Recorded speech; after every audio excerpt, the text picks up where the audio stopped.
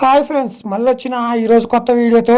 ఈరోజు అమరవీరుల స్తూపం వీడియో మీకు పూర్తిగా ఎలా ఉంది, ఎంత కాస్ట్ అయింది మొత్తం ఈ వీడియోలో చూపించబోతున్నాను.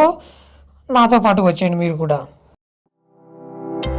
రైట్ సైడ్ చూసుకున్నట్లయితే బుద్ధుడి బొమ్మ హుసేన్ సాగర్ ఉంది చూడండి ఫ్రెండ్స్, చాలా అద్భుతంగా ఉంది. నడి బొడ్డులో వాటర్లో ఉంటుంది, చాలా అంటే చాలా బాగుంది.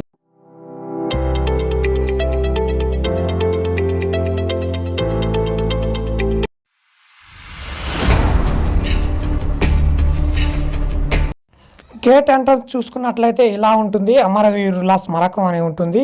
చూడండి ఎంత పెద్దగా కట్టుందో, మీకు బయట నుంచి వ్యూ చూపిస్తున్నాను చూడండి. చాలా అంటే చాలా అద్భుతంగా ఉంది. స్టీల్తో కట్టారు, ఎక్కడ జాయింట్ కూడా కనబడట్లేదు ఫ్రెండ్స్.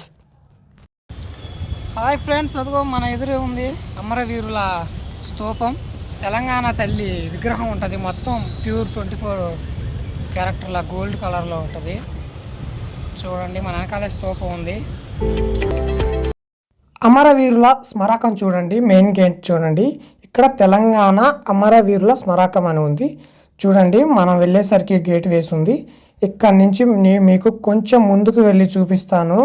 చాలా అంటే చాలా అద్భుతంగా ఉంది. ఎక్కువ కాస్ట్, చాలా అంటే చాలా డబ్బు ఖర్చు అయింది. చూడండి ఫ్రెండ్స్, మీకు జూమ్ చేసి చూపిస్తున్నాను చూడండి. తెలంగాణ ముద్దు బిడ్డ ఆమె.